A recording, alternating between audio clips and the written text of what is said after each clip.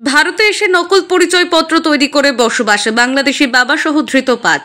এক বাংলাদেশি সহ একই পরিবারের মোট ৫ জনকে গ্রেফতার করল বনগাঁ থানার পুলিশ, যাদের মধ্যে একজন বাংলাদেশি, বাকি পরিবারের ৪ জন দিল্লির বাসিন্দা।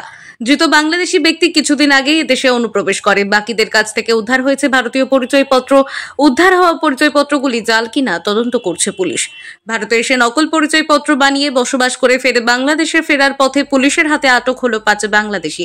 শনিবার সকালে বনগাঁ থানার রামচন্দ্রপুর থেকে তাদের আটক করে বনগাঁ থানার পুলিশ। পুলিশ জানিয়েছে, ধৃতদের নাম নান্নু মৃধা, বাড়ি বাংলাদেশের জালকাঠি জেলার নলসিটি থানা এলাকায়। আসমা মৃধা, পুন্নি মৃধা, রিয়া মৃধা ও আলিজা কুরেশি। আসমা, পুন্নি, রিয়া ও আলিজা নান্নু মৃধার মেয়ের সম্পর্কে। তারা দীর্ঘদিন ধরে দিল্লিতে এসে থাকছিল। পুলিশ জানিয়েছে, ধৃতরা বেশ কয়েক বছর আগে বাংলাদেশ থেকে এসে দিল্লিতে বসবাস শুরু করে। সেখানে নকল নথিপত্র জোগাড় করে ভারতীয় আধার কার্ড, পরিচয়পত্র তৈরি করে। এদিন আটক করে জেরা করে পুলিশ জানতে পারে তাদের গ্রেফতার করে। শনিবার সকালে ধৃত নান্নু মৃধাকে নিজেদের হেফাজতে আবেদন জানিয়ে তাদের বনগাঁ মহকুমা আদালতে পাঠিয়েছে।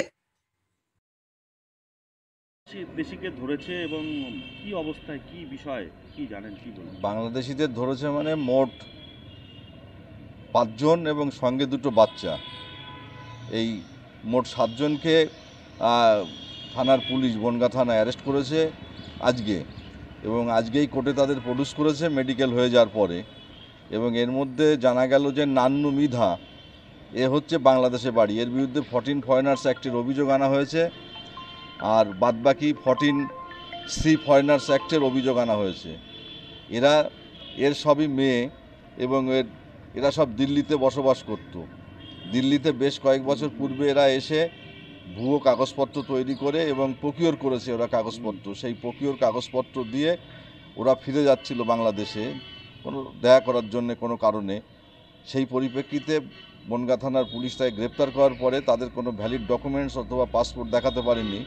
তারা অন্য ডকুমেন্টসগুলো প্রডিউস করেছে, সেই জন্য তাদের বিরুদ্ধে 14C ফরেনার্স অ্যাক্টে অভিযোগ দেওয়া হয়েছে। এবং বাদবাকি নান্নু মৃধা, তার বিরুদ্ধে 14 ফরেনার্স।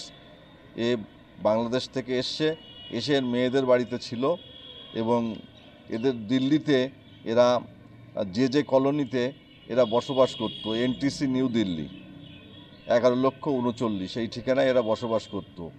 এইভাবে বাংলাদেশ থেকে 3 মেয়ে এবং বাংলাদেশ থেকে বসবাস করাকালীন এরা এদেশে চলে আসার পরে দিল্লিতে থাকার পরে এরা কাগজপত্র তৈরি করে। এরকম ঘটনা আমরা বিভিন্ন ক্ষেত্রে লক্ষ্য করছি, এবং বিশেষ করে আমাদের বনগাঁ মহকুমায় আমাদের জেলা পুলিশ সুপারের নেতৃত্বে এইগুলো বিশেষ নজর দেওয়া হয়েছে যে এরকম একটা পরিস্থিতি চলছে যে বাংলাদেশ থেকে এসে যারা ভুয়ো কাগজপত্র তৈরি করে এখানে ভারতীয় নাগরিক হয়ে যাচ্ছে, সেইগুলোর ব্যাপারে কড়া পদক্ষেপ নেওয়া হয়েছে। এবং আজকে নান্নু মিয়ার পুলিশ রিমান্ডে নিয়ে যাওয়ার পরে জানা যাবে যে কিভাবে তারা এসেছিল এবং কি কাজের সঙ্গে যুক্ত, সমস্ত কিছু তদন্তে জানা যাবে। বাদবাকি যে কাগজপত্রগুলো কতটা কি সঠিক, কতটা কি প্রকিওর করেছে, এটাও জানা যাবে।